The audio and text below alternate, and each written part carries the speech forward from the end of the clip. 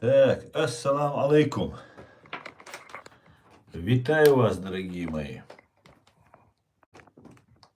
Так, все у нас готово.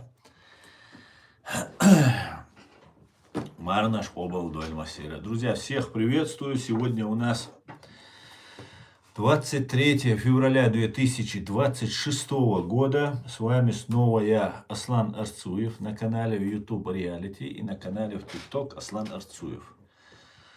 Сегодня 18 часов 31 минута на данный момент сейчас по Берлину и 20 часов 31 минута по городу Джохару. Друзья, я вас всех сердечно приветствую. Напоминаю всем тем, кто находится во временно оккупированной Ичкерии либо фашистской России, пожалуйста, заботьтесь о вашей безопасности. Будьте аккуратными, друзья.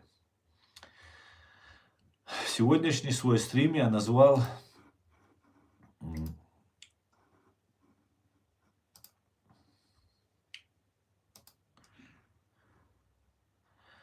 День возрождения чеченской нации. Память 23 февраля 1944 года.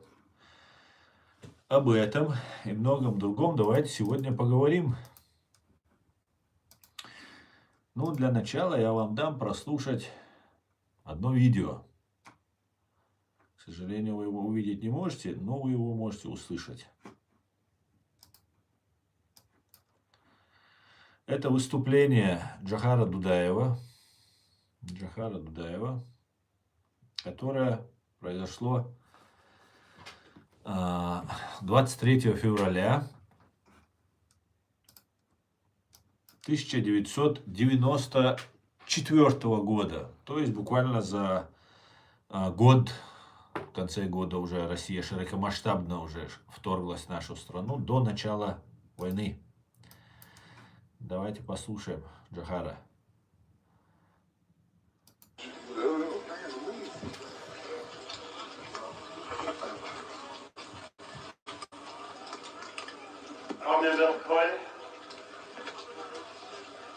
Уважаемые гости, дорогие наши братья и сестры. Всего 50 лет назад, в этот тяжелый день в февральском месяце, очередная трагедия через злое насилие, ложь и обман постигла наш народ, который потерял 600 тысяч живых сынов и дочерей только за 3 года. Но это только очередная была трагедия. Многовековая борьба за жизнь и право на этой земле удалось увенчать насильников очередным злом против человечества. Не только наши народы, но и любые народы с духовностью, нравственностью, культурой и историей, отличающиеся, не были угодны имперскому злу и насилию. Именно они подверглись самому страшному геноциду в мире, неслыханному злодеянию в истории человечества.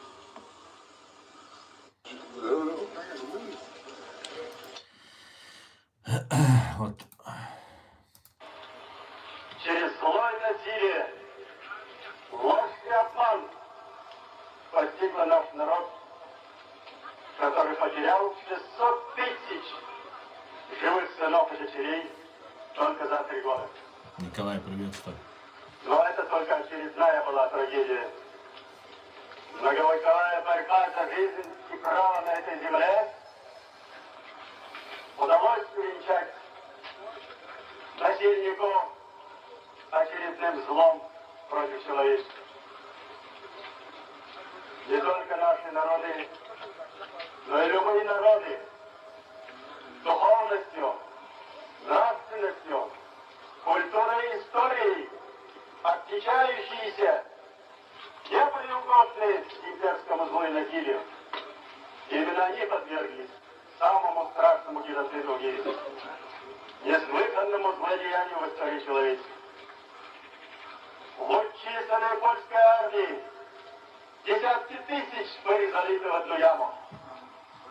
600 тысяч только потеряли войнавский народ чеченской Ингушетии. Вместе с нами десятки названий были стерты с лица земли. Обезлюдила эта земля. Люди, которые рассказывают, оставшиеся здесь, после трагедии народа, наступил жуткий ужас. Даже над животными издевались. А что сделали из наших камней, многовековых, стоящих на могильных плитах, мы с вами свидетели сегодня, что они употреблялись для тротуаров, бордюров, фундаментов домов и даже свинарник. Мы прошли через жернова. Ложь и насилие, злой обман и еще раз насилие, страшная идеология человеконенавистническая, прикрытая маской гуманизма, стирала с лица земли миллионы людей. Что изменилось сегодня? Ничего империя не собирается изменять. Народоубийство в более изощренных открытых формах. Прибалтика, Молдова, Алмата, Ош, Фергана, Таджикистан, Баку, Тбилиси, Армения, Абхазия, Осетия, Ингушетия. Как мы можем еще не назвать, где зло совершается каждый день и каждый час. Ничто не собирается изменить своей политики. Здесь сегодня, на этом малом клочке земли, тысячи надгробных плит и памятников. Но если бы всю территорию города Грозного, 500-тысячного населения заполнить вот такими же памятниками, не хватило в этой территории, чтобы поставить камни каждому, кто на дорогах в Сибири, Урале, Севере, Азии залегли кости наши сыновья и дочери. Ничто не меняется в этом мире. Имперская политика, поддерживаемая Западом, на которую уповали о защите прав человека и свобод, здесь существует только право сильного, право алчного, право злого. И каким ядом надо бы отравить собственный народ России, если, убивая сотни тысяч лучших сынов Польши, свидетелями которых были десятки тысяч людей, в течение 50 лет ни один не выступил свидетелем и ни один не выразил сочувственного слова. Вот таким ядом идеологии пропитана Российская империя вся. И она это показала здесь, не где-нибудь, а на Кавказе снова. Рядом с нашими братьями и сестрами в Ингушетии. Так и хотят, чтобы народы вечно отмечали трауры. Один траур за трауром. Ежегодно, ежемесячно. Люди и матери склоняли свои головы в слезах, прося Всевышнего избавить от очередной трагедии. Я так не согласен, и я прошу народ, что нет на земле силы, ни оружия, ни войск, которые могут победить ту. Это показал Афганистан, самая сильная армия в мире, и держава 10 лет ковырялись и не сломили этот народ только потому, что там был дух. Вьетнам, Ирак, Сомали, а теперь все как коршуны набросились на бедную Югославию, как коршуны делить добычу. То бомбардировки, то уничтожение, то пряник, то кнут. В этом мире выживают только сильные духом. Кавказу надо осознать, что единство Кавказа — единственная перспектива от очередного уничтожения и унижений. И я прошу сегодня проститься с трауром и трагедией, которая постигала Кавказ и чеченский народ. Сегодня мы проводим последний путь с этой земли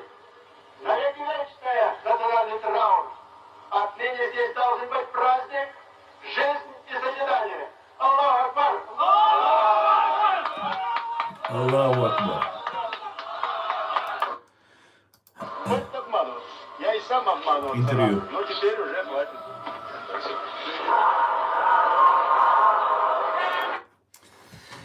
Так, друзья, сегодня я бы еще хотел вам зачитать, ознакомить вас с заявлением,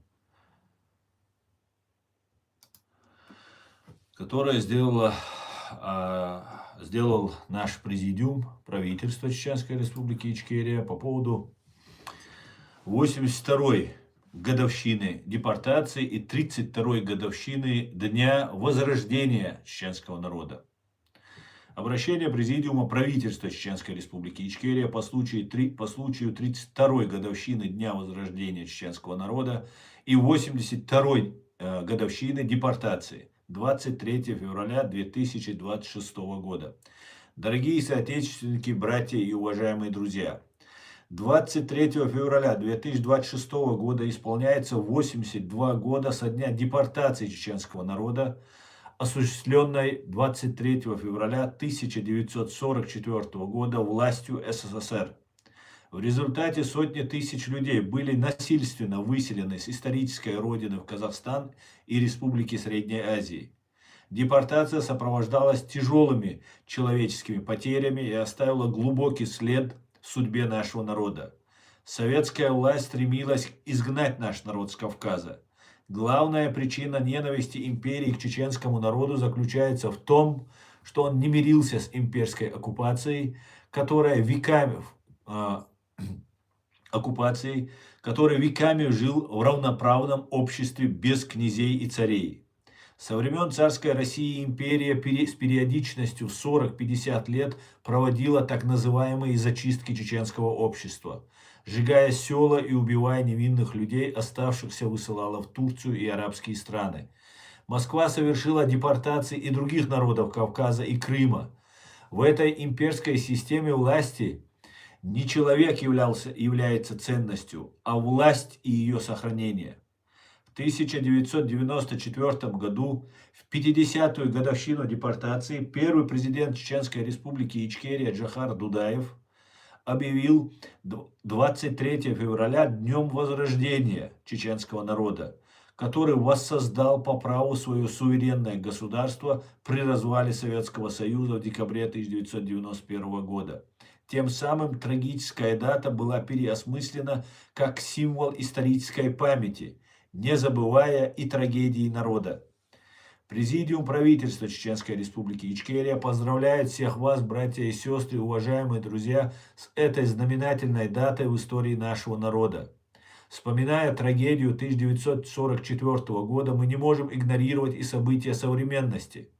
Продолжающаяся экспансионистская политика Кремля, начатая в отношении Чеченской Республики Ичкерия, Грузии, Украины, Молдовы и Белоруссии, сопровождающаяся нарушением территориальной целостности этих государств, ставит тем самым под угрозу стабильность и безопасность всего постсоветского пространства. Мы напоминаем, что мирные методы решения проблемы нашего народа по деоккупации территории страны – один из наиболее действенных путей, мало нами всеми используется. Все граждане нашей страны, где бы они ни находились, действуя строго в рамках международного права и Конституции Чеченской Республики Ичкерия, могут вносить посильный вклад в общее дело освобождения нашей страны. Наряду с этим мы искренне скорбим по всем погибшим в ссылке в 1944 году. Это были наши братья и сестры, отцы и матери, всем нам близкие люди. С уважением, Президиум правительства Чеченской Республики Ичкерия. К чему мы, Ассоциация Human Rights Center Ичкерия, присоединяемся.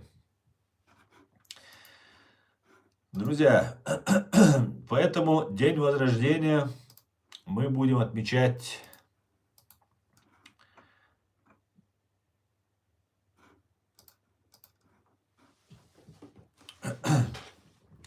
в этот день, не забывая, конечно же, о той трагедии, которую пережили наши люди. Джохар Дудаев, как и Аят Дедигов, Джохар Дудаев родился в поезде, он Он родился, вернее, семидневным был он на момент депортации. Родился он 15 февраля, точная дата неизвестна, но приблизительно 15 февраля, у него так записано. И ему было, может быть, там 7-8 дней, 10 дней. Он был на руках у своей матери и встретил вот эту депортацию в поезде. Также все наши отцы, ну, кто постарше, их отцы, и тот же Аяда Дигов, эти люди родились уже в Казахстане, уже когда туда довезли. И как вы слышали, Джохар Дудаев сказал, что первые 3 года, это были самые тяжелые 3 года для чеченцев, потому что это был голод, холод, фактически это не была депортация, как это принято у русских называть это. Это был геноцид под видом депортации. То есть, как в Украине был голодомор, это же не экономический и продовольственный кризис произошел, да, в Украине. Это был геноцид под видом продовольственного и экономического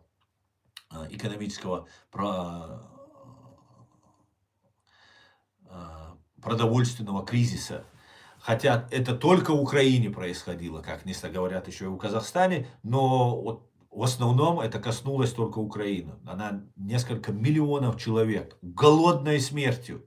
И все это делалось только лишь для того, чтобы украинцы перестали помогать своим украинским партизанам, которые находились в подпольном положении, в лесах находились, и чтобы им не было этой помощи. Мы, чеченцы, знаем, как это происходило. Потому что над нами также сейчас, когда наши партизаны находились в горах, точно так же ставилась блокада, пытались их морили голодом, не давали им продукты доставлять и так далее. Это самая варварская, самая фашистская страна за всю историю человечества. Большего зла на земле на сегодняшний день представить себе невозможно. Абсолютное беспримесное зло. Вот что является сегодня фашистская Россия. И фашистская Россия знает, знаете, это не просто какое-то убийство какого-то там малочисленного народа. Это глубокая, антибожественная, сатанистская сила, которая убивает наш народ. Они знают, что чеченцы являются очень древним народом на этой земле. И что чеченцы очень богобоязненные люди. И для этого пытаются до сих пор нас уничтожить. Первые 3 года чеченцы в Казахстане, в Средней Азии понесли потери, вот как говорит Джохар, чеченцы, ингуши, понесли 600 тысяч. Тогда нас не делили русские, чеченец ты или ингуш. Кстати говоря, есть очень хороший такой маркер, да, как говорится, нет худа без добра, ты можешь потом выяснить. Тот, кто родился не в Казахстане или в Средней Азии на тот период времени, практически 100% является не чеченцем. Потому что когда была жена не чеченка, ей предлагали, если ты оставишь свою семью, мужа, то тебя не депортируют. Депортировали строго чеченцев и ингушей. Абсолютно чистый геноцид. Геноцид по национальному признаку. Геноцид по национальному признаку. И мы не должны этого забывать. И мы никогда этого не забудем. И сегодняшний день Возрождения, он именно переименован не потому, что мы не помним то, что с нами сделали фашисты, а потому, чтобы враг наш не радовался, что каждый раз мы печалимся. Поэтому мы не будем доставлять радости своим врагам, которые сегодня празднуют день своей банд-армии и наслаждаются тем, что они уничтожали нас. Вот с такими варварами, вот с такими фашистами мы имеем дело, друзья. К большому сожалению. Большому сожалению. Но сегодня у фашистской России не так хорошо идут дела, как и хотелось бы, чтобы они шли. И вот недавно Вчера буквально есть такой генерал-полковник Леонид Ивашов. Он прямо сказал, что российская государственность прекратит свое существование до к или к 2029 году. Это именно о том, о чем я вам постоянно говорю, что война в Украине может к этому времени завершиться год-два, максимум вот 3, 26, 27 и 28 годы.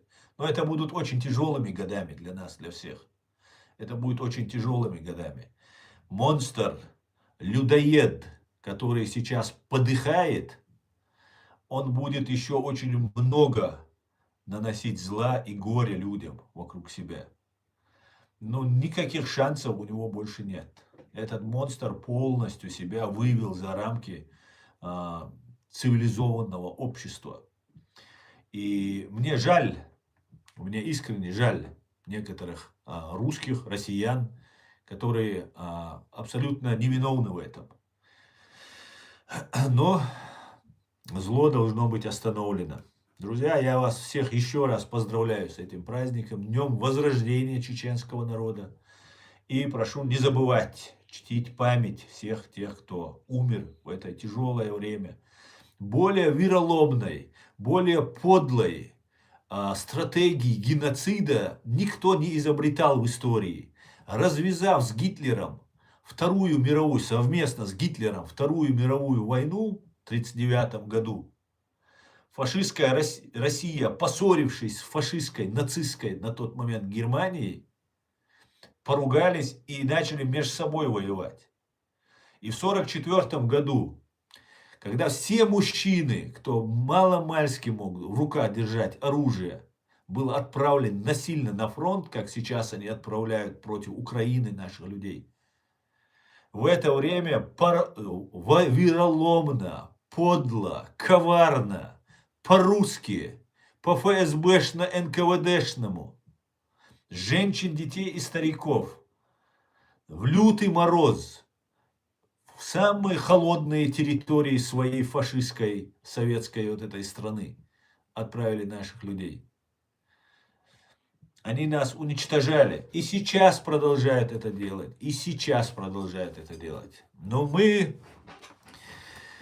не сдаемся, и победить нас или уничтожить нас, это уничтожить нас в руках Всевышнего. Всевышний говорит, он ни одну нацию не даст истребить. А мы одна из самых, если не самая древняя нация на этой земле, Богом посланная на эту землю, как и все нации, все народы, которые есть. И Бог сам решает, останемся мы на этой земле или нет. А победить не в силах будет фашистская Россия ни при каких условиях. Потому что для того, чтобы нас победить, мы это должны признать. А мы этого не признаем никогда. Ты, как говорится, не побежден, пока ты не признал. Так что все отлично, друзья. Все отлично. Валейкум Асламбек. Чавега Машвой. Фамилия. Приветствую. Всех приветствую, друзья. Валейкум ассалам. Мусульмана, я приведу сотни армян, которые воевали за Палестину и Ливан против Израиля сионистов, говорит Артур Абдулла. Валейкум ассалам, Артур Абдулла. Уважаемый, вот ты говоришь, ты армянин, мусульманин, ты говоришь. Уважаемый армянин, мусульманин, скажи, пожалуйста, что тебе сделали евреи, чтобы вы поехали за Ливан, шиитский, кстати говоря.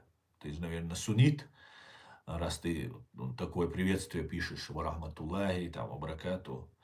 И за что ты ненавидишь евреев? Разве евреи не имеют права на свое государство, как и чеченцы, и армяне?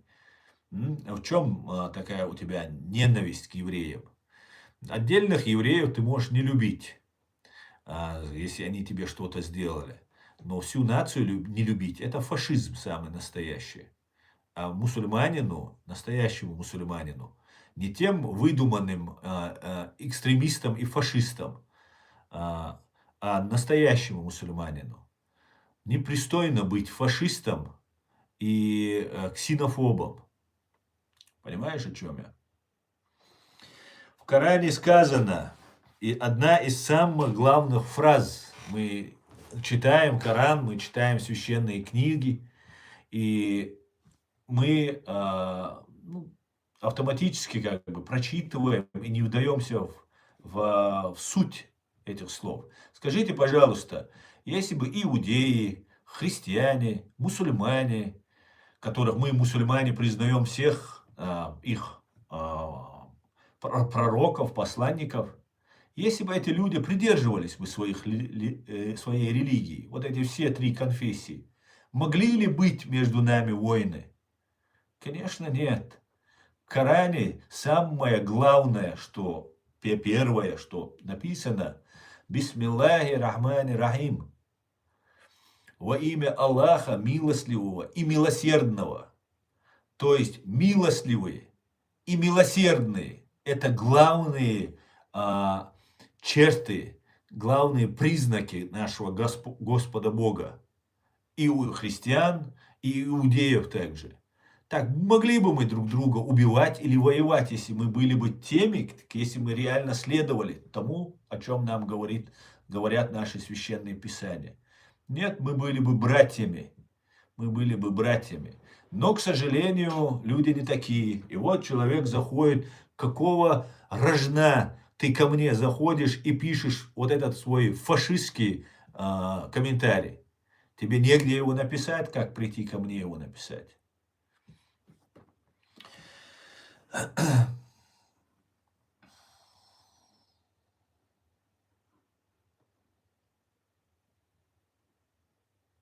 Так, давайте дальше.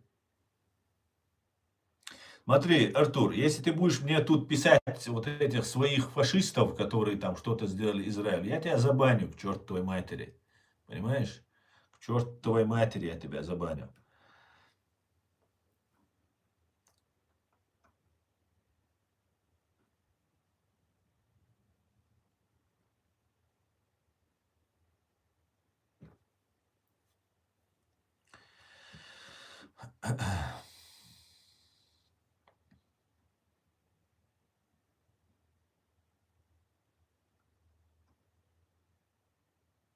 Знаете, мне постоянно пишут, вот Кадыров тебя накажет, вот там чеченцы. Вот у меня сейчас человек пишет, за тобой выехали 95, что-то там пишет, сейчас я найду. Надо найти, а то тут столько троллятины ко мне заходит. Да я же вам не интересен, оставьте меня в покое, не заходите ко мне, не лезьте ко мне, я же вообще никому не интересен. Не лезьте ко мне, что же вы лезете? Постоянно, ни одного стрима вы не пропускаете. Вам столько денег на вас выделяют ваши хозяева, просто невозможно здесь не прочитать, не посмотреть комментарии.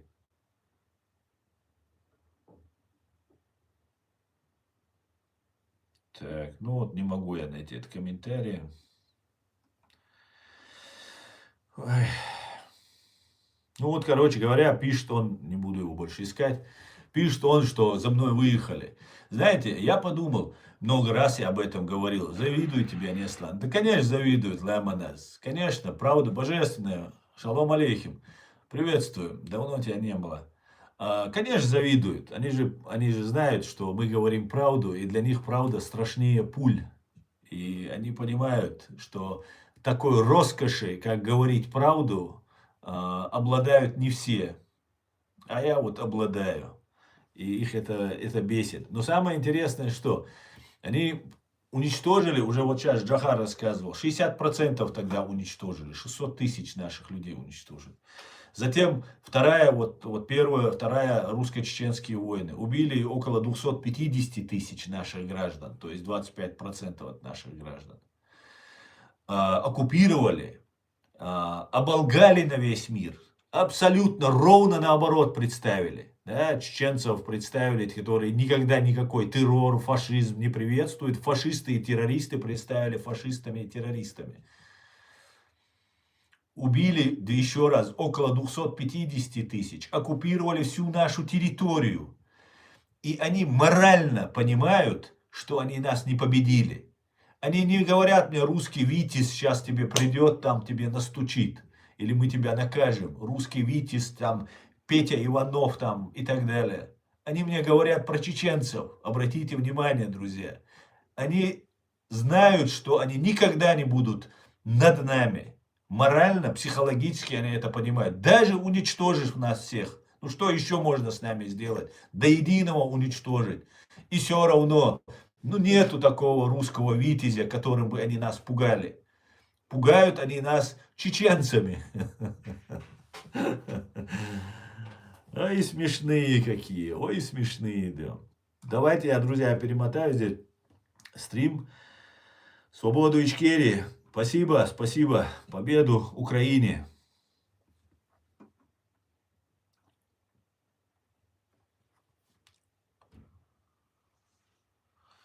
Спасибо за понимание и поддержку джихада против Путлера и патриарха московского всея Руси Кирилла Гундяева, богохульствующего. Так.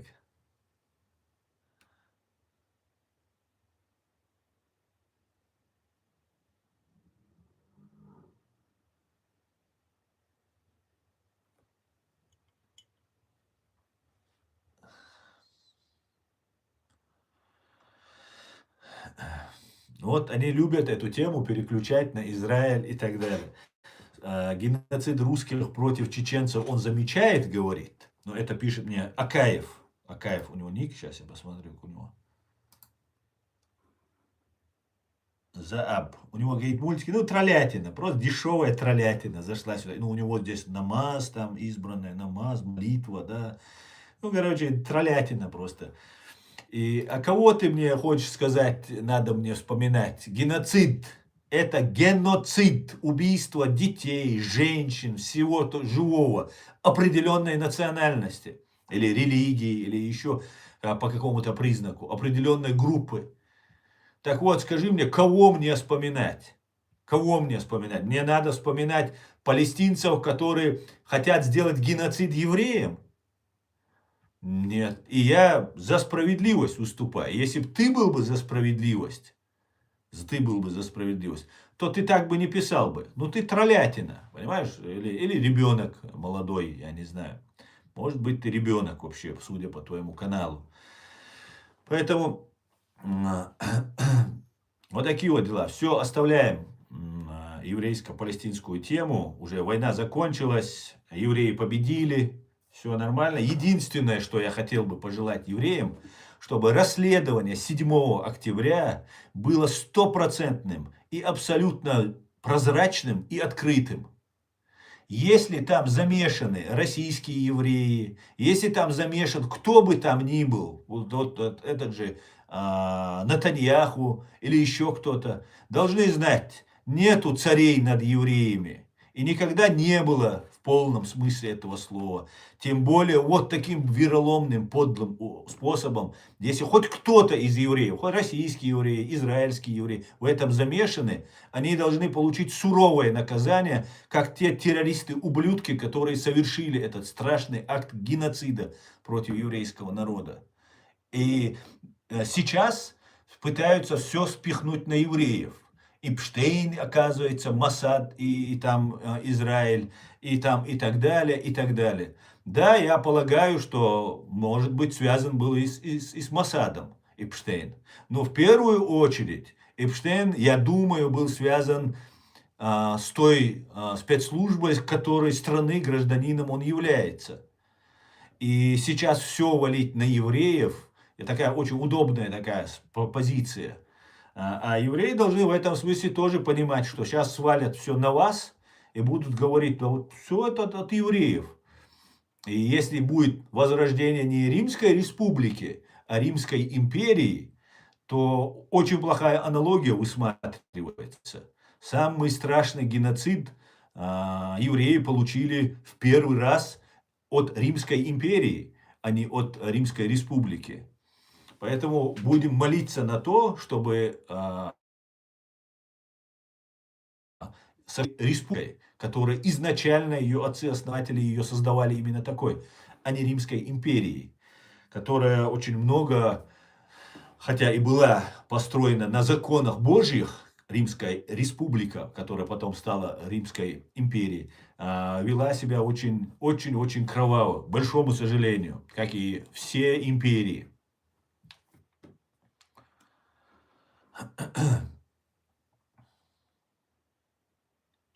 Так.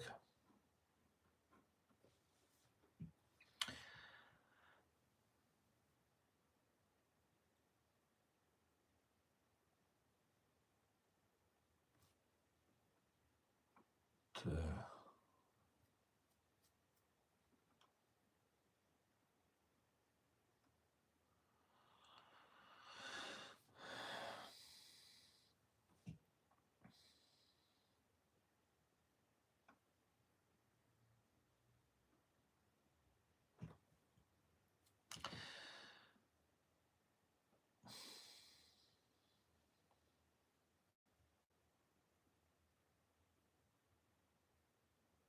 Римское право в силе везде и по сей день. Конечно, римское право, это, которое зародилось еще в Римской республике, оно стало доминантным в этом мире.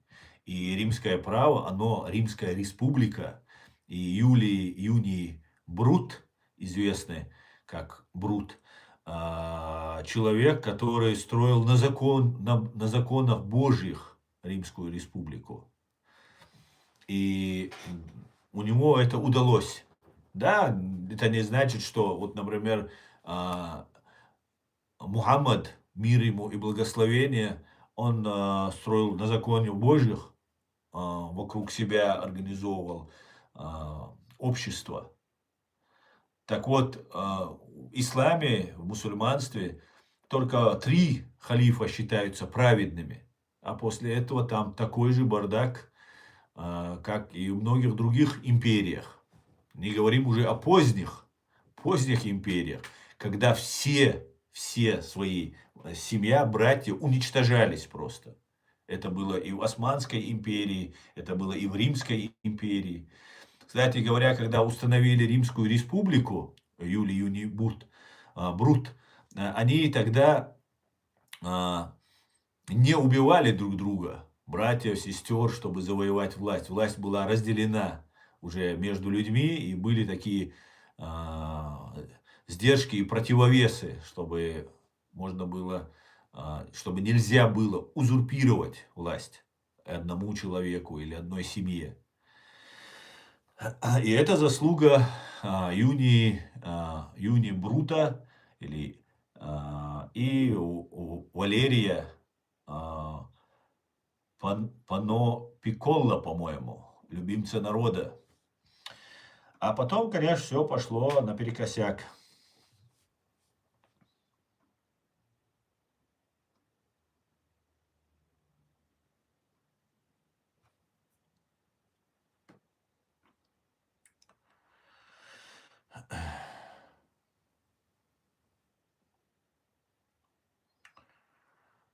Артур Абдулла, я думаю, ты ко мне слишком пристаешь. Я могу тебя забанить. Проверить, мужчина или нет, у своей жены спроси.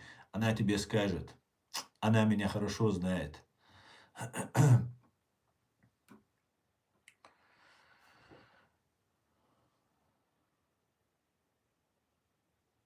Самый показатель римского права для меня — это власть и чернь, и кто кому должен. Нет, вилью, как-то так, да? Это не так. Римская империя и Римская республика — это фактически, да, система, она как-то сохранялась общая, но уже сенаторы не пользовались такой властью, и многие были, ну, уже не так это было, как при Римской республике, которая просуществовала почти 500 лет. Даже больше, чем 500 лет она просуществовала. Поэтому, ну и система вся, которая построена, например, когда американцы строили свое государство, они делали то же самое, что делал Юний Брут, и то же, что было в Урарту. И то же самое мы построили Ичкерию или сегодняшняя Украина. Это все построено по принципу Римской республики. разделение властей, чтобы не было узурпаторов. И только когда разделение властей между народами, между властью происходит, только тогда это государство бывает успешным. Только тогда оно бывает успешным, и только тогда оно а, благословлено Богом. Ну, а если по-другому, то бывает совсем по-другому, да. Так.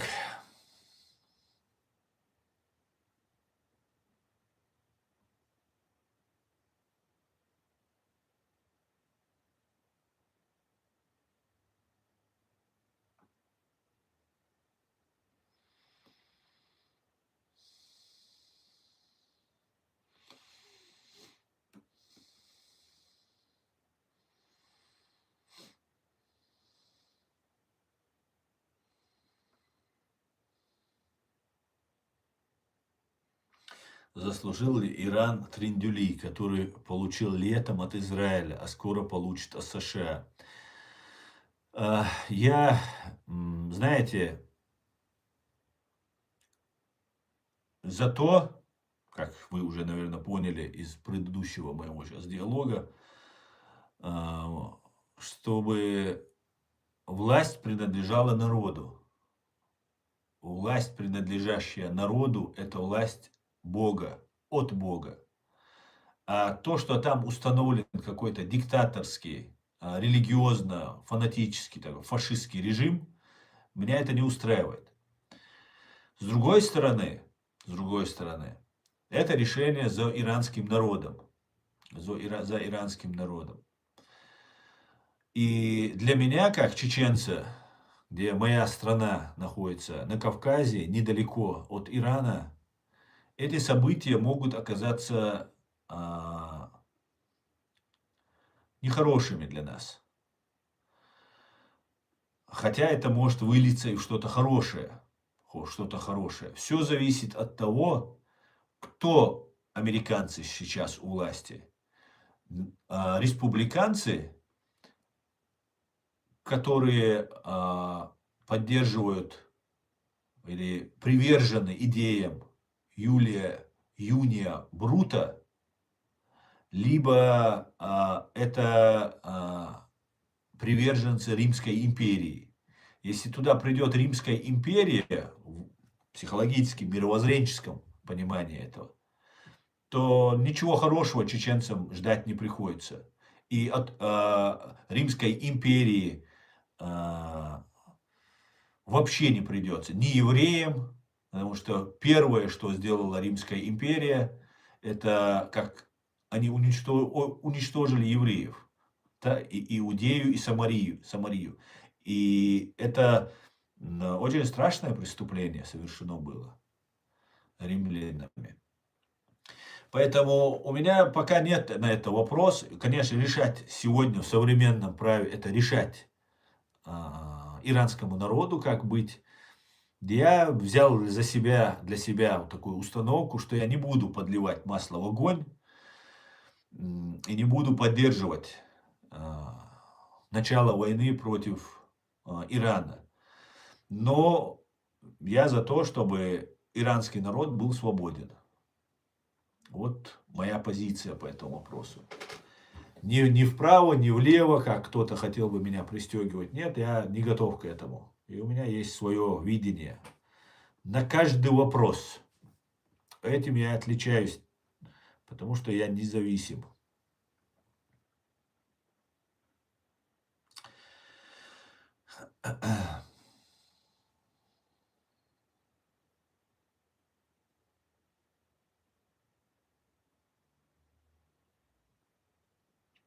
Свободу Ичкерии. Привет от немцев Казахстана. Нас туда тоже депортировали в 1935-1941 годах. Да, Роберт, я знаю. Приветствую, немцы.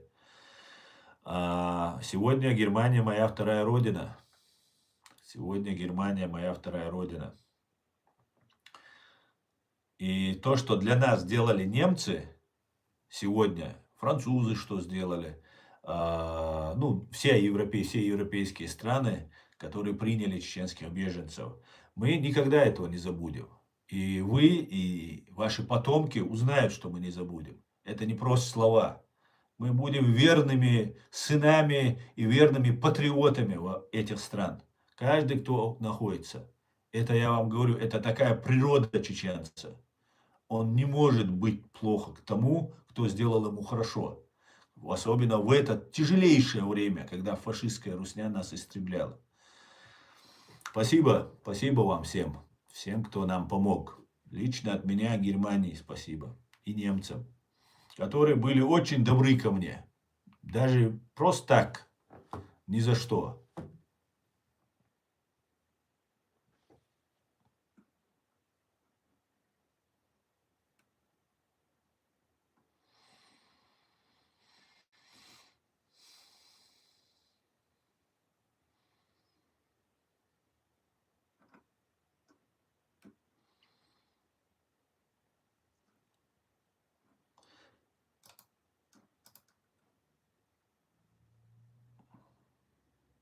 Ичкерия Алла Уцибо, Макс Смит, 05.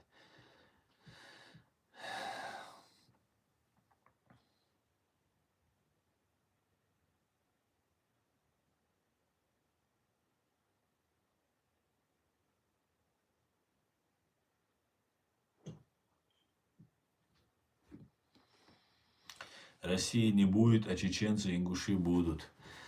Всегда, Асламбек, всегда, всегда. Слава Германии, Кавказ, Ичкерия. Героям слава! Господи, благослови Германию! О, Лайманас, поддерживаю. Лайманас тоже наш человек. Так. Это даже от нас не зависит, Лайманас. Или кто мне здесь еще пишет? Кавказ, Ичкерия. От нас не зависит. От нас не зависит. Это наша задача просто сказать добрые слова немцам. Да даже к нам говорить этого не надо. Само отношение мы же видим здесь к нам какое. И наши дети, внуки, они будут нами же, потому что другие чеченцы не рождаются и не становятся. Они будут такими же благодарными этим странам. И вся провокация, которая ведется там против европейских стран, там какие-нибудь провокации, и Россия их раздувает, раздувает. Вот здесь устроены вот эти разные российские пропагандисты, которые эту тему раздувают. Здесь в Европе прямо. Прям в самом сердце вот вся эта фашня российская здесь находится. И у них здесь много купленных там где-то там своих агентов, еще старых. И они раскручивают это. Вот эти люди, которые какую-то провокацию делают там здесь, в Германии, или во Франции, или в Австрии, где это враги чеченцев. Чеченец он или нет, он враг чеченского народа. И мы все, не только местных вот этих народов, но и наш враг в первую очередь. Мы сами будем останавливать этих людей. Сами будем их останавливать, потому что они несут зло, которое нужно фашистской России. За все это время, задумайтесь просто, ни разу ни один чеченец не напал на российское посольство. Не уничтожил ни один какой-нибудь там сбор русских, какие здесь собираются, в Германии, где угодно. А почему с курдами, почему с евреями, почему еще с кем-то мы слышим эти вещи? Где это видано? У тебя убили 25% твоего населения, ты бежал сюда беженцем, но ты почему-то ни разу не плюнул даже в российское посольство. Потому что мы чтим законы. Чеченцы самые законопослушные люди. Это фашистская Россия нас так представила.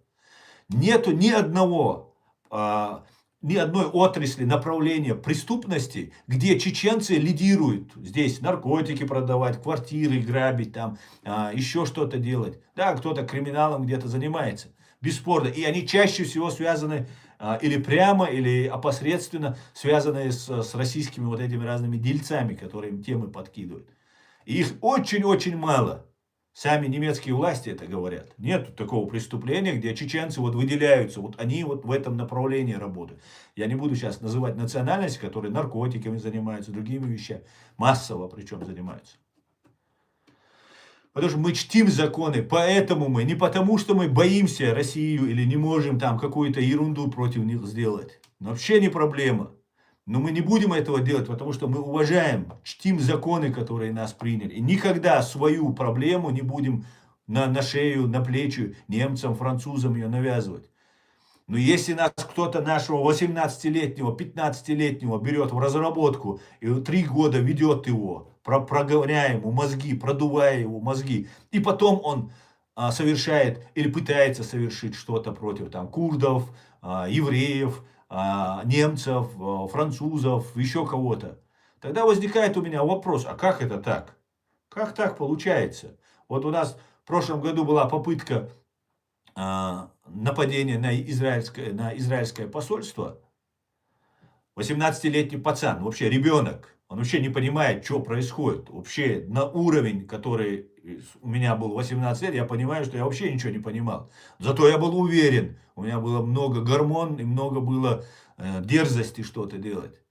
А потом ты приходишь с пониманием. Вот они таких молодых людей, у кого отца нету, еще кого-то, ловят, начинают его обрабатывать, они братьями, отцами ему становятся, сами убили их отцов, а потом они становятся вот вокруг их, начинают их вот в интернете вылавливать и направлять.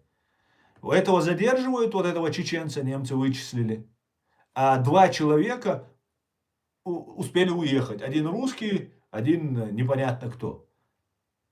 И потом выясняется, что они приехали не куда-то, где Вагнер находится, вот этот африканский рог называется, страны, где сейчас у них Вагнер находится. А почему не в Сирию уехал, тоже вопрос. И в это время, одновременно с этим, я об этом писал, говорил, наверное, вы помните, одновременно с этим в оккупированной Ичкерии фашисты и их пособники, предатели своего народа, положили флаг у военной какой-то части своей, там притон какой-то, банда террористическая, которую русские там создали, положили флаг Израиля и на машине его там проехали через него. Одновременно, когда этого задержали здесь, вот этого пацана. Поэтому вот эти вещи молодым мы должны разъяснять. Я как раз этим и занимаюсь. Каждый раз пытаюсь молодежи разъяснить. Хотя ведется работа против нас, говорят там всякие вещи плохие про нас, чтобы не слушали нас и так далее. Но за все это время, факт, никто за эти 20-30 лет, 25 лет, что здесь мы, 26-30 лет, что мы в Европе находимся, мы ни разу не напали ни на одного русского, ни на одно российское посольство. Понимаете? Это говорит о многом. Это должны понимать и немецкие правоохранители. Когда вот таких вот оболваненных молодых людей, которые не понимают, что они делают. Вот это должны мы все знать. Так, давайте дальше.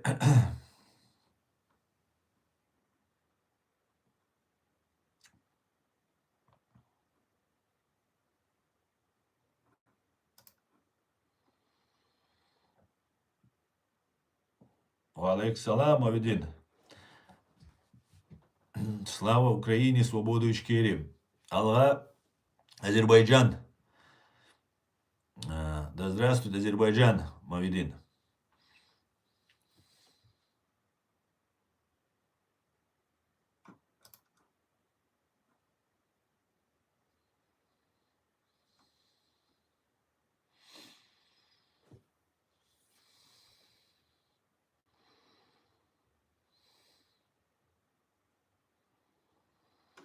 Спасибо, Анна, спасибо.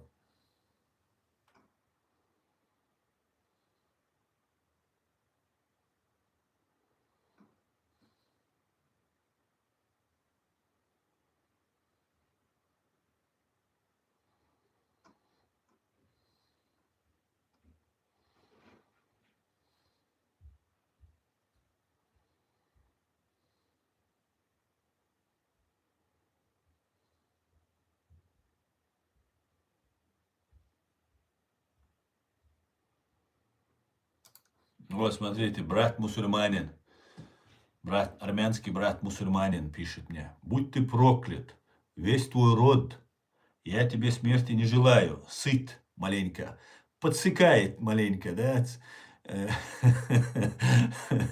Брат мусульманин, да, он чуть-чуть подсыкает, да? Сытно смерть желать, да?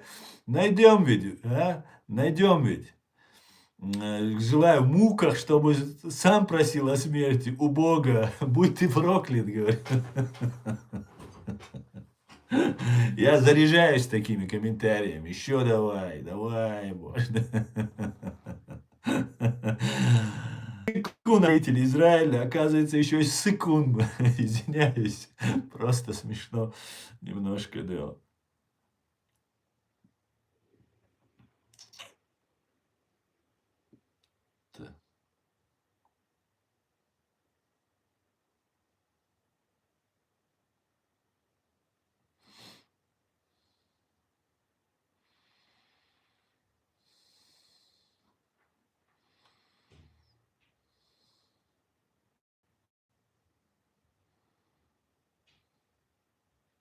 Привет, Якутия. Айсен, приветствую.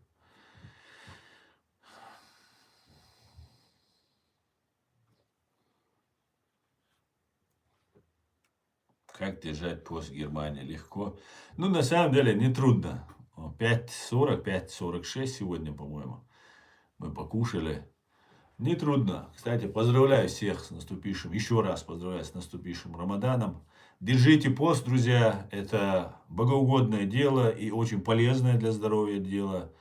Ничего неполезного нету в нашей религии. Берегите себя, держите пост, будьте праведными, будьте хорошими, добрыми. Не только нужно голодать и не кушать. Нужно быть добрым, сострадательным, не врать, самое главное. Человечным нужно быть. Особенно, всегда нужно быть. Но в этот месяц вы должны еще раз, мы все должны быть еще больше. Здравствуйте, уважаемые. Желаю вам хорошего вечера, отличного настроения, приятного времяпрепровождения. Спасибо, Виталий. Спасибо вам большое. Взаимно. И я вас приветствую.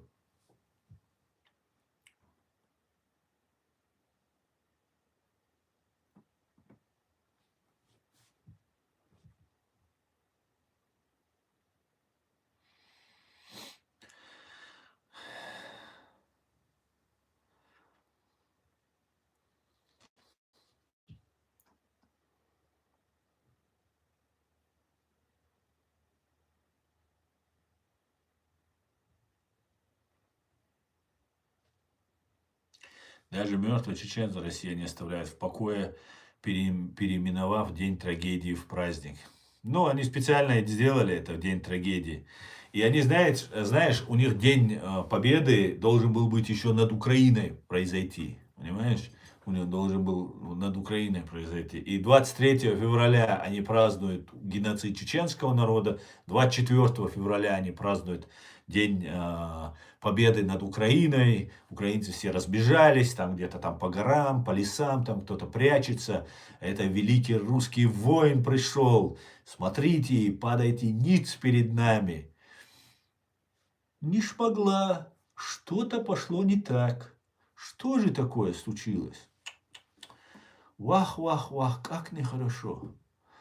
Как там в Германии? Ты видел музыканта Тиля Линдемана? Нет, не видел. Не видел Тиля Линдемана. К сожалению, не видел.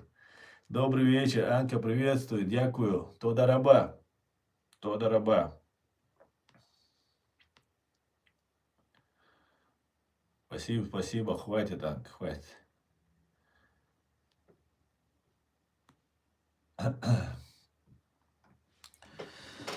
Так, привет с Полтавы. Слава Украине, слава Ичкерии. Героям слава, Игорь. Приветствую, Полтава. Приветствую, моя Украина.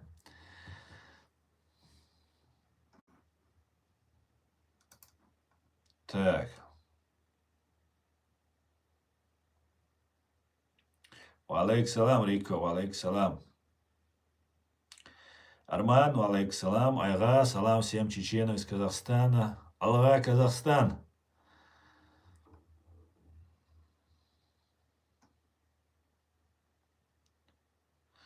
«8 марта, день высылки балкарского народа». Да, и в этот день они убили президента Масхадова. Да.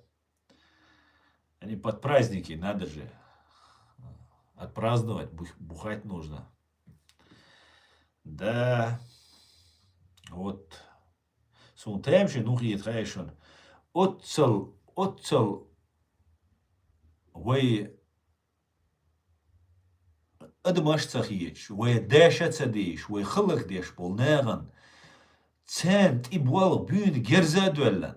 Boal beshwol, sagui shi nochchimot büchwol, shay nach boyshwol. Je wizen der shukira hudagmash dutish. Shayn tsa lushdol ishiswam much odish khillakshun. Man nochchi itsachillakshon. Much o nochchi mot bettash bat üç tsaril büch yitsun. Mot bettash bui. Mot betch. Baba bu tsani uqa. Yel yol shwani ayol. Yel yol shwani ayol. Much odish khillakshun yachch. Much o kira dagmash tsagillak. Ma eren tiachken khillak. Shu tiachken ag.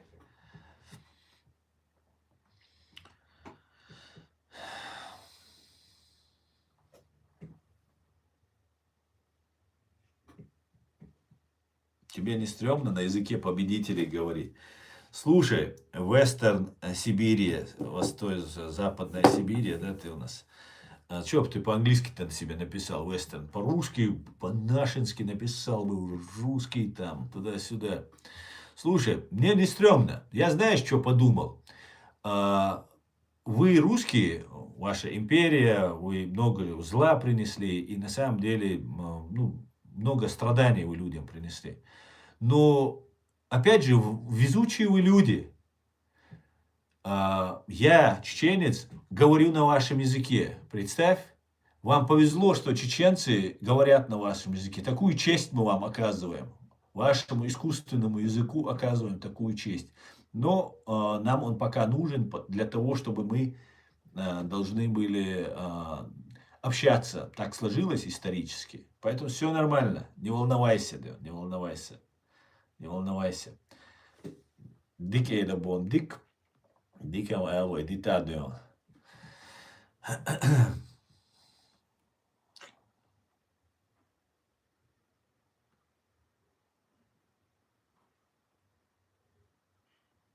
Да, меня научили, вынужденно научился, потому что, вы оккупировали мою страну, да, я вынужденно, да, ходил в садик, в школу. Да, к сожалению, да, вот такая вот фашистская. Знаешь, мой язык имеет, минимум 6-8 тысяч лет на этой земле, мой язык. А возможно, он даже с небес мой язык, понимаешь? А твой искусственный. Так сложилось, что надо вот сейчас поговорить. Ничего. Убери залетных. Эх. На твоей совести это, Шамиль, на твоей совести.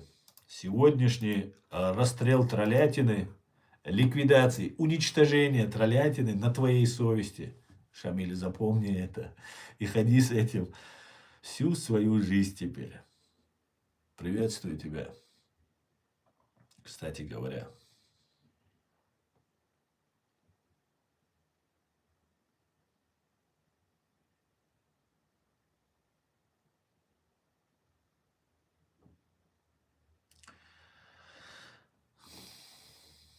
Что с Кадыровым? Кремль убрал?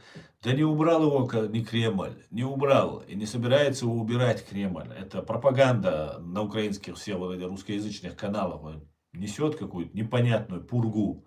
И знаете, у вас в Украине, я об этом буду теперь почаще говорить, это нужно говорить, я долго пытался обходить эти темы, но это просто ужас, что у вас там творится. Фронт держится, и если бы не эта армия, вообще мы все должны молиться на украинскую армию, украинских сынов и дочерей, которые сражаются.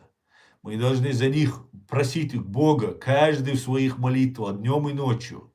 Это минимум, что мы должны для них делать. Но власть Украины, это просто, не знаю, это измена самая настоящая.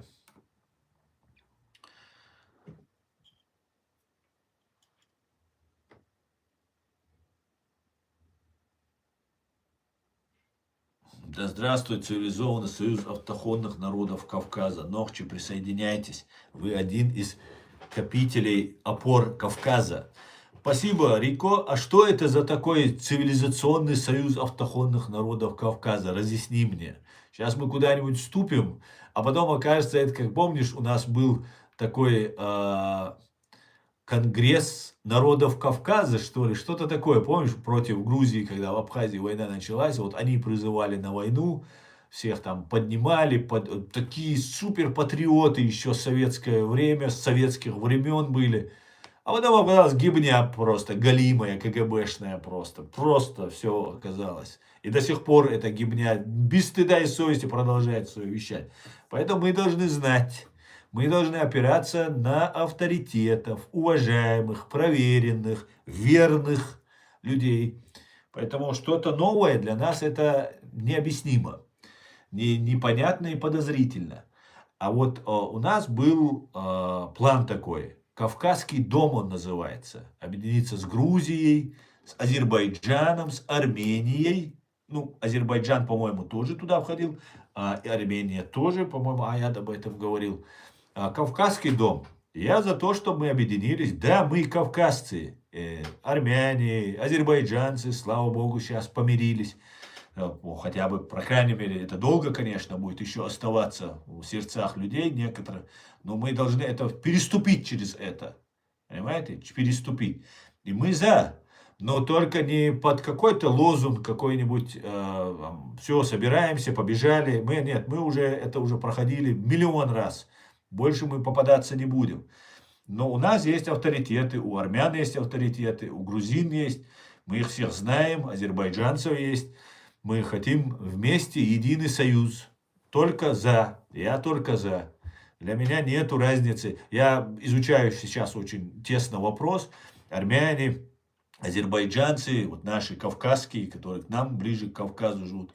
Это люди, ну, фактически мы от одного корня происходим все. Понимаете?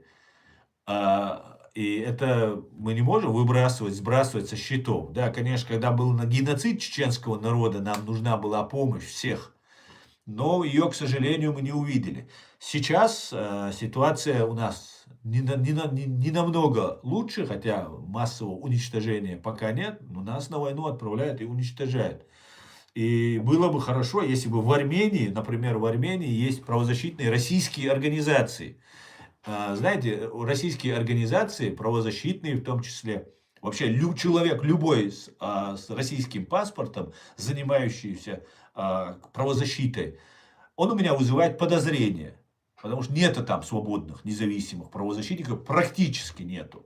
Хотя, конечно же, есть идейные люди, которые борются, и о них мало говорят, мы мало о них слышим. Деньги, гранты не выделяются, потому что российский гибня сразу подходит к американцам, к Соросу, там, я не знаю, к англичанам, еще кому-то, возможно. И сразу они там организовываются. И то, что американцам нужно, Западу нужно, вот они все им устраивают.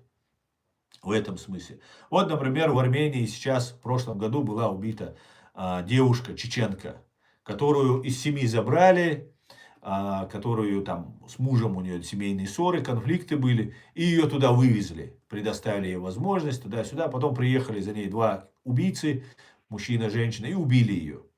Убили ее.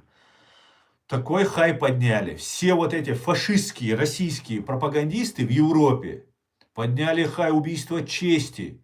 Причем еще полиция Армении, Еревана еще об этом слова не сказала. Они только труп обнаружили. Все, убийство чести, убийство чести, убийство чести. И начали раздувать. Я что хочу сказать. Я бы хотел наладить контакты с армянскими правозащитниками. Без русских, без россиян, чтобы никаких там россиян не было. Ну и, конечно, чтобы эти армяне тоже не были агентами российских спецслужб или как-то с ними связанными. И мы бы могли бы вместе плодотворно работать в этом направлении. Сейчас много чеченцев пытаются выехать, выезжают. В Европу очень сложно. В Европу забрасывают агентуру свою ГБшную, русские. И местные спецслужбы это фиксируют. Поэтому начинают всем просто оставить, потому что они не могут разобрать, кто есть кто.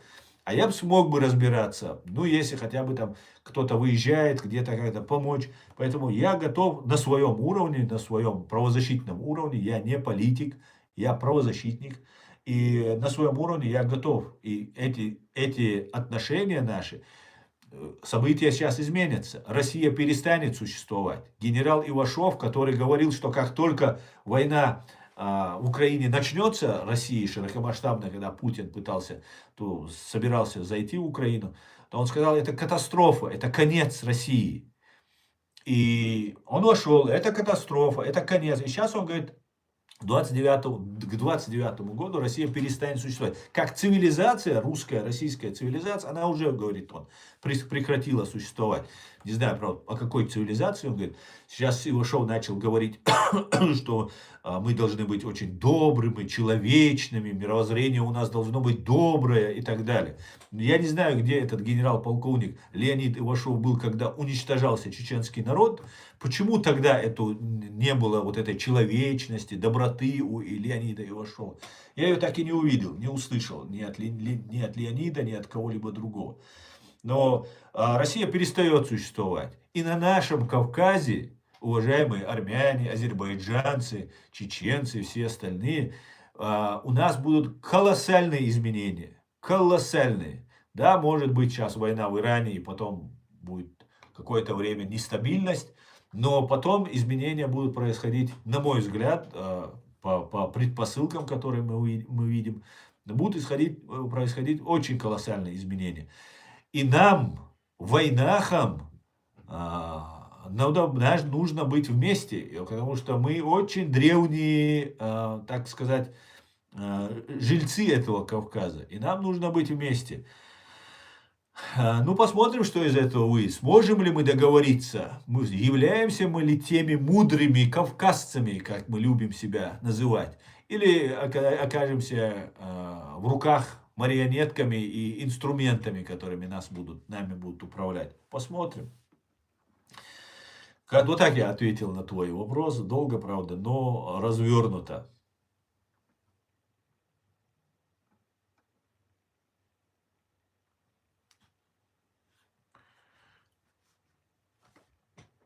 Дрон прилетел и улетел. Так, залетно. Да. Так, Беслан не было чеченцев. Были, Шамиль, были там чеченцы. Украинцы сильный народ, но власть, коррупция зашкаливает. Если не заплатишь, то со склада даже оружие не получишь в подразделение. Ужас, Асланбек. Я знаю, я не хочу просто все озвучивать. Я тоже получаю информацию. Просто у меня злости не хватает. Мародеры самые настоящие. Хуже оккупанта только мародер.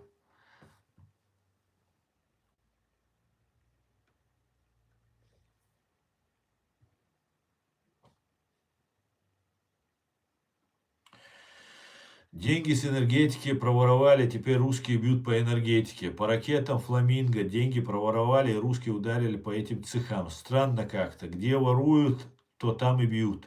Да, и если бы один раз произошло, Асланбек, такие вот, то, что ты говоришь, я не знаю, насколько достоверно то, что ты сейчас говоришь. Может быть и так. Ну, если бы это был бы один случай, например, ну да, случайность. Ну, может быть ведь, да, теоретически возможно. Ну, 2 раза можно. Ну, 3 раза, ну, 5 раз, ну, 10 раз, ну, 100 раз. Это же уже невозможно.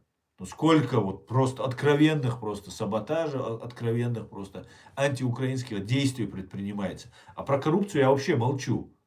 Просто была бы коррупция, вот первую выявили, я против смертной казни. Категорически я против смертной казни. Тем более я против публичной казни. Ну, как только, ведь сколько уже, сотни тысяч украинцев, погибших и раненых.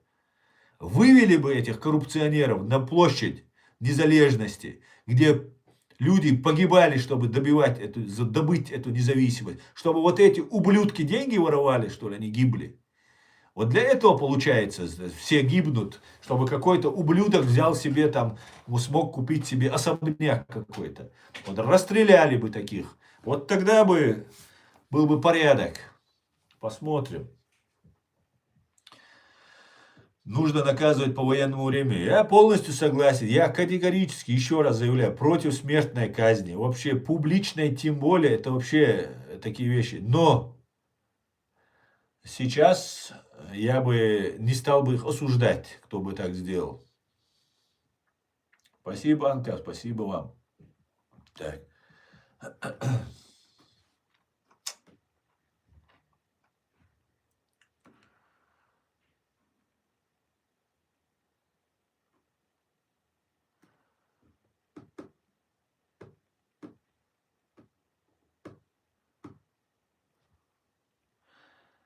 этот корабль утонет, пробоины не заделать. Ты о чем говоришь? О каком корабле, Асланбек, речь?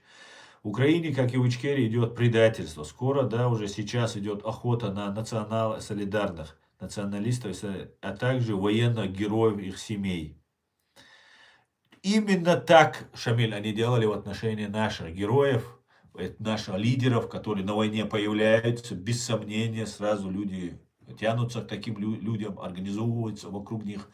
И они их убивали случайно. Вот Аяд рассказывал случай, бросили гранату в костер, сидели за костром где-то там в горах, поехали там шашлыки жарить.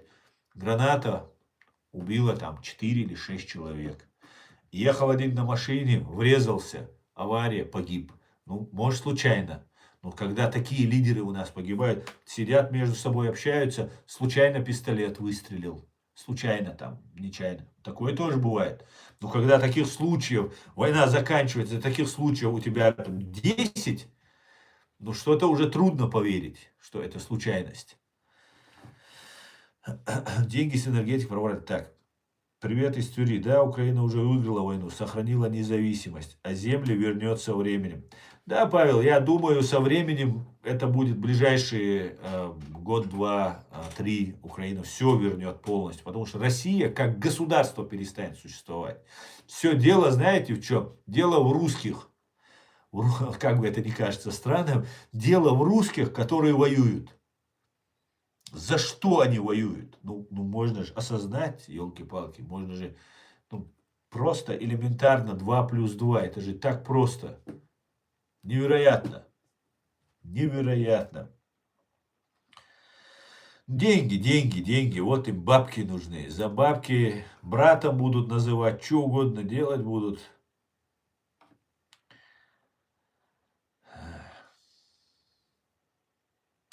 Близко знавший Эпштейна ветеран британской политики Мандельсон арестован за должностные преступления. Короче говоря, я так понимаю, Эпштейн слил информацию русским, и из-за этого вот весь сыр-бор. Весь сыр-бор.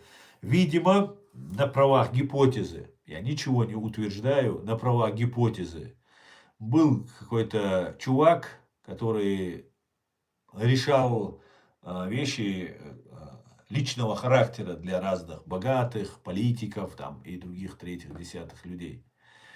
И это всех устраивало. Всех устраивало. Я не думаю, что Билл Клинтон, Обама, ну другие, ну все, Трамп, миллиардеры, политики, президенты, будущие, нынешние, бывшие, там разные, всякие люди, вот там британские разные политики там и так далее. Эти люди не могли встречаться и вот так тусовки проводить, ну чтобы это не утекало местным спецслужбам. Ну, не верю я в это. Вот вы меня можете расстрелять, но не верю я в это. Ну как это так? Что это тогда за спецслужбы? Что это за страна такая, если у тебя самые-самые элита, можно сказать, страны чем занимается, и вы не в курсе? Причем это не все там занимались. Но когда вы куда-то приходите, вам можно что-то в чай подбросить, в виски что-нибудь подсыпать, а потом уже вас снимать на камеру. После того, как вас сняли на камеру, чтобы жена не узнала, чтобы пост не потерять, чтобы там не посадили, еще почему-то. Ну, маленькую услугу такую.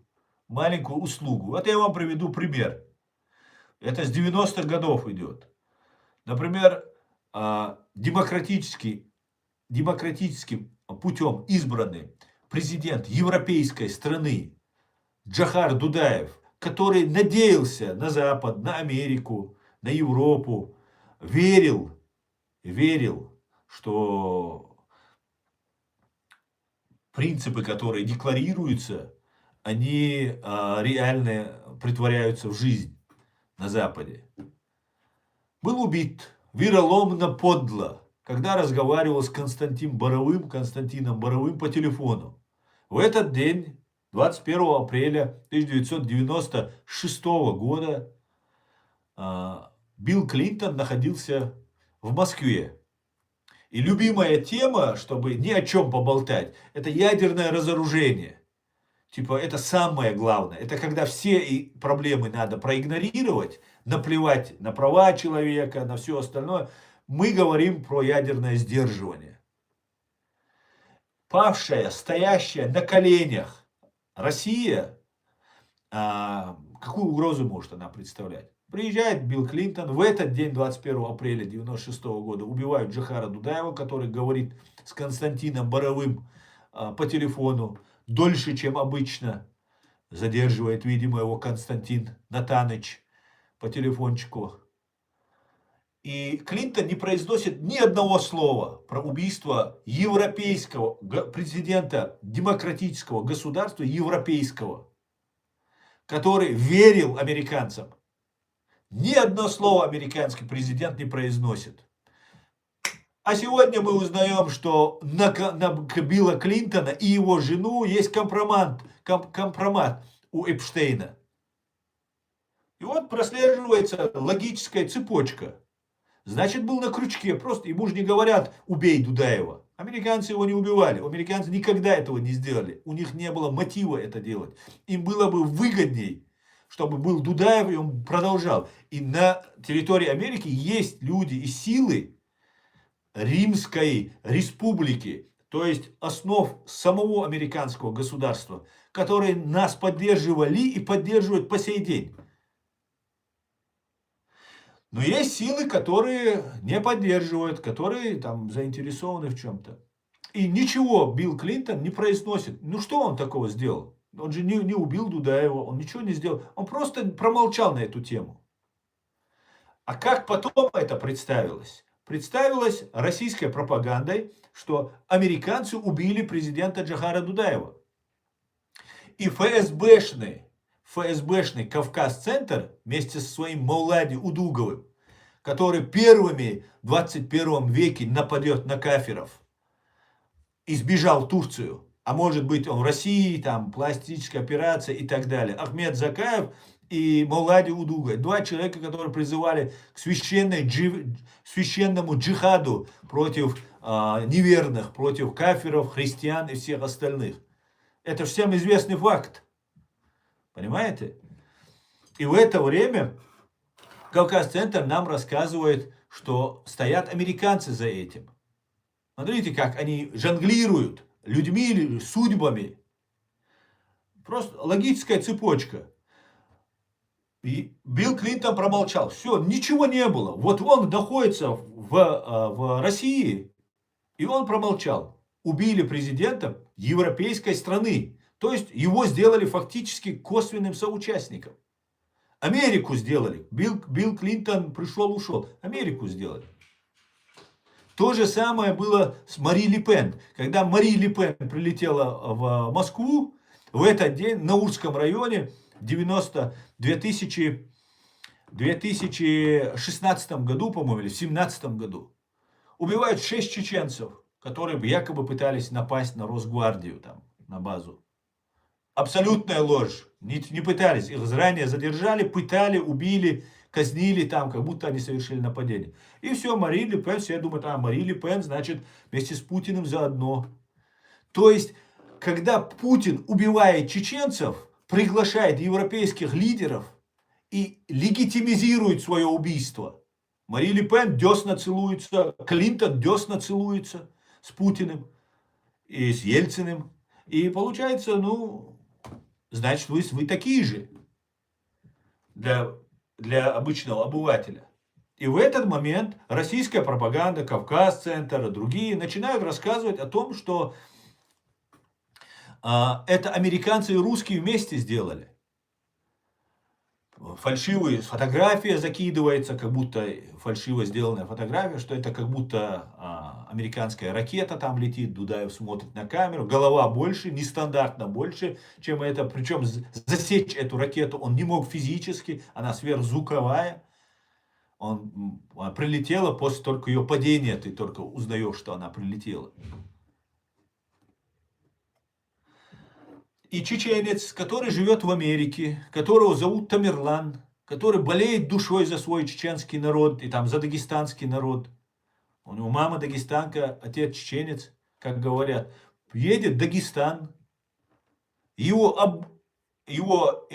Игорь Дмитрий Кечкин, который сегодня является главарь банды УФСБ по Чеченской Республике, временно оккупированной, и другие, Амир Саидов, мэр Махачкалы, который держал свои банды ваххабистов специальных, которые этим занимались. Он попадает в эту сеть, ему перешивают мозги, причем перешивают ему мозги таким образом, он почти год, там, полгода где-то находится в Дагестане, в Чечню он не приезжает, но он находится в Дагестане. Убивает одного его друга с Канады, который приехал в Дагестан, принял ислам, но и там хотел России оказывать сопротивление. Убивают друга этого Тамерлана, русский парень, который приехал воевать в Дагестан. Потом еще одного дагестанца, тоже его друга убивают. Каким-то чудом Тамерлан выживает, видимо, его ведут. И в этом заведенном состоянии у Тамерлана ему объясняют на Кавказ-центре, что американцы раньше платили дань мусульманам, и теперь они тоже должны платить. А если не платят, надо нападать. Все, можно уже. Все, по закону можно уже на них нападать. Потом начинается, уже идет война в Афганистане идет, потом в Сирии уже идет война.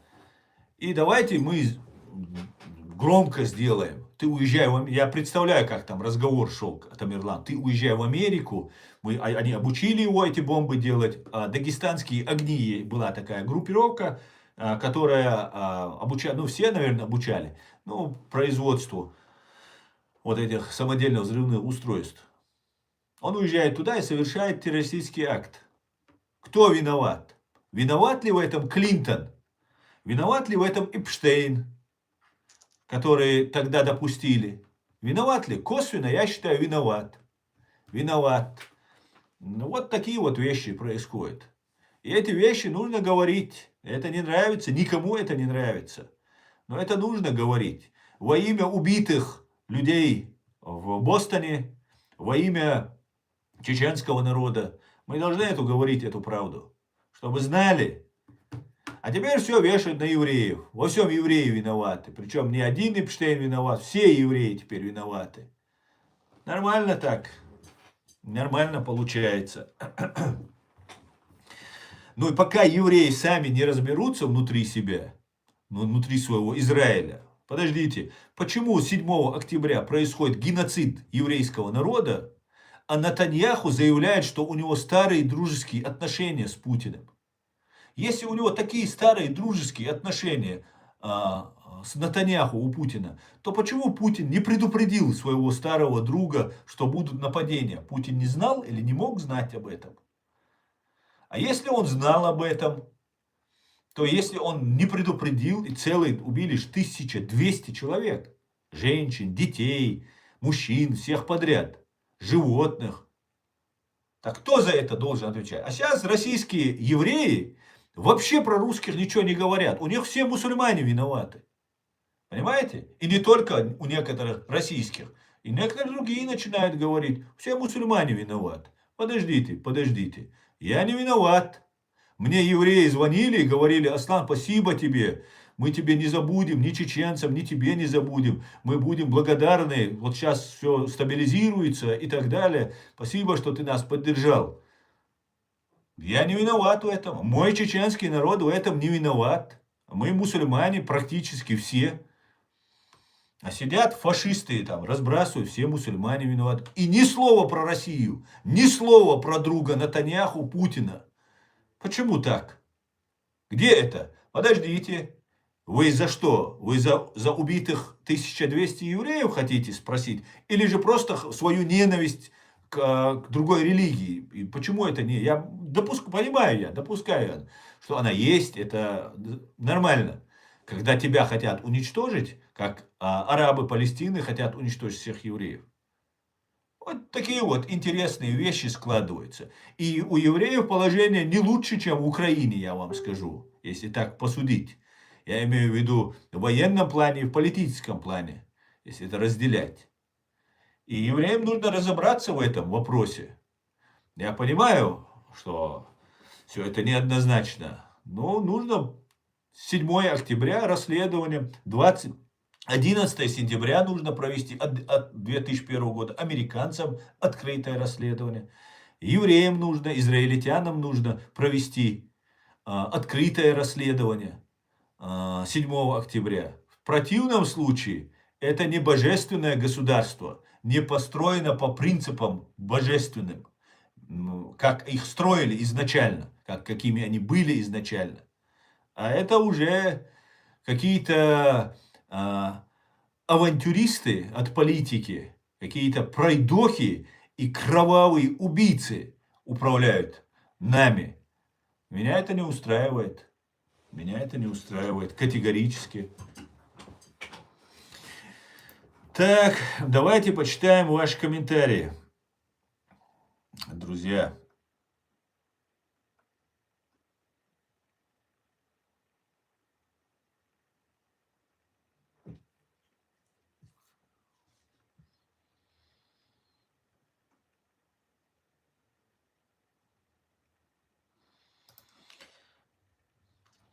Корабль под названием Рашка, Самек, все понял. Так, у России нет денег на долгую войну. Ну, они друг друга будут жрать. Но у них, знаешь, где денег нет, это понятно. Но, знаешь, такое впечатление, что все уже тут просчитано, рассчитано, потихонечку дожимают, додавливают русню. Так, с Эпштейном ничего нового, так как при геноциде чеченского народа все целовались и со Сталиным, и с Путиным, и с Ельциным, и с Путиным под звук шампанского. Да, да, совершенно верно.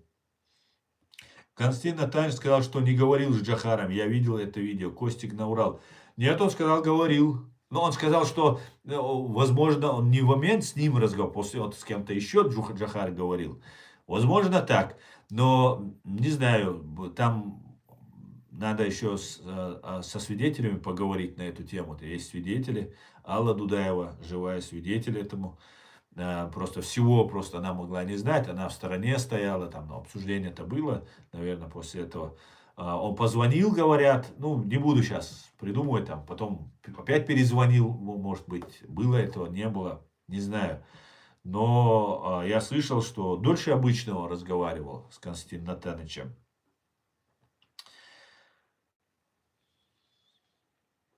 Ни христианство, ни ислам, ни враги друг другу. Их спецслужбы подкидыши травят друг с другом. Абсолютно так. Я не испытываю ни малейшего неприязни, ненависти, вражды к христианам. Почему я к ним должен испытывать? Просто его вера. Он так молится, он так хочет молиться. Это его взгляды. За взгляды, за это мы уже живем в 21 веке. Раньше, во время Урарту, вернемся в Урарту, да, мы сегодня цивилизованные, мы все знаем. Так вот, во времена Урарту, это 800-е года, 9 век до нашей эры, то есть почти 3000 лет тому назад, люди, которые приходили в Урарту, им абсолютно разрешалось молиться как угодно. Они там свои камушки были, свои там идолы были у людей. И местный вот этот хозяева Урарту, которые поклонялись одному богу, Халде, они не запрещали никому молиться, как они хотят. Просто не нарушай закон, не вреди другим, живи, развивайся, молись. Вот к чему вот сегодня и человечество нормальное пришло. Правда, фашисты еще до этого не дошли. Валейк салам марнаш обал дуэль масед. Валейк салам дуэль марнаш обал берзла.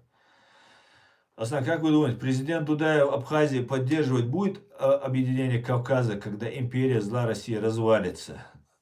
Как вы думаете, президент Дудаев Абхазии поддерживать? Я не понял вопроса. Бачана Бачо. Я не понял вопроса. Объединение... Мы все чеченцы за объединение. Вот только что вы слышали видео в начале моего стрима, где Джохар Дудаев говорит, что мы, кавказцы, должны объединиться. Это единственный наш залог. Но все руководства в разных странах, все ищут свою выгоду, им запрещают. Значит, это не народная власть, если она не думает о том, что выгодно будет народу. Не сегодня, не сейчас. Через 100 лет должен думать правитель. Через 200 лет что будет? Что он оставит для своего народа? В том же, той же Римской республике, да, Юлий Брут, когда погиб, на его место стал его друг, товарищ, соратник Валерий. Валерий, любимец народа, у которого единственный в Римской и республике, тем более в империи, был добавлен от народа агноним, любимец народа. Когда он строил дом на горе, у него там на холме дом себе строил, и второй этаж начал он возводить, его рабочие, люди начали слухи распускать. Ага, он хочет поставить этот дом, его дворец, его дом, дворцом это не назовешь, он видел всех жителей Рима внутри. И он сказал, что он строит крепость, чтобы потом всех, короче, не то, что как Юний Брут, а как себе хочет узурпировать власть. Так вот, он сам лично поднялся на второй этаж, который начали строить рабочие, разобрал его и жил на первом этаже. И таким образом убил все эти слухи, уничтожил вот эту все сплетни. Вот такие, если люди были бы у власти, было бы хорошо. Вот это божественное начало государства. Вот это божественная власть, от Бога власть. А не то, что тебе там кто-то там, куратор, Эпштейн или какой-нибудь там КГБшник тебя там на крючке держит и так далее. И нормальным не дадут прийти к власти. Вот что самое страшное в этом мире. Понимаете? Нормальным людям, которые о людях, о справедливости, о народе думают, им не дают даже подняться к этой власти. Если у него такое видение, он уничтожается на подходе, да, отсекается. Дело в том, что Боровой говорил с Джохаром, и о чем была речь, дело не в том, что Боровой говорил с Джохаром, а о чем была речь, видимо, о том, что и сейчас предлагает капитуляцию Украины, а тогда предлагали чеченцам сдаться. Скорее всего, Шамиль, не капитуляция была, Дудаеву это бесполезно было предлагать, даже намекать на это. Скорее всего, ситуация была с тем, что сейчас Билл Клинтон находится в Москве, и я могу до него дойти и передать какую-то информацию, что бы ты хотел бы, например, или еще что-нибудь. Вот в таком ключе могла быть беседа. И это для Дудаева жизненно важно было, потому что Клинтон в Москве, есть Боровой, который якобы друг. Я не думаю, что Боровой друг чеченского народа. Я теперь думаю, что не так это. Я раньше по-другому немножко считал. Я не думаю, что Боровой друг народа чеченского. Я думаю, Боровой на крючке у КГБ находится. А так, я не знаю, конечно.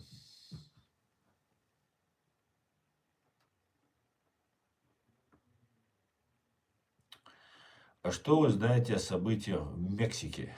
В Мексике убили наркобарона, я знаю. Интересно, через какой даты убьют Зеленского, говорит. Не знаю, убьют ли его вообще.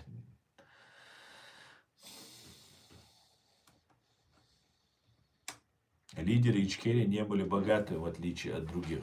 Вот такие не нужны у власти. Вот такие не нужны у власти.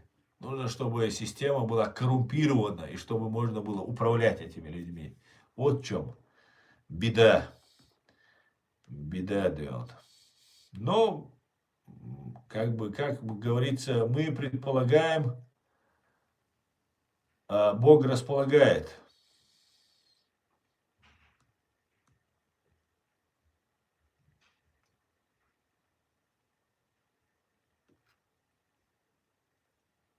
Так, у нас комментариев.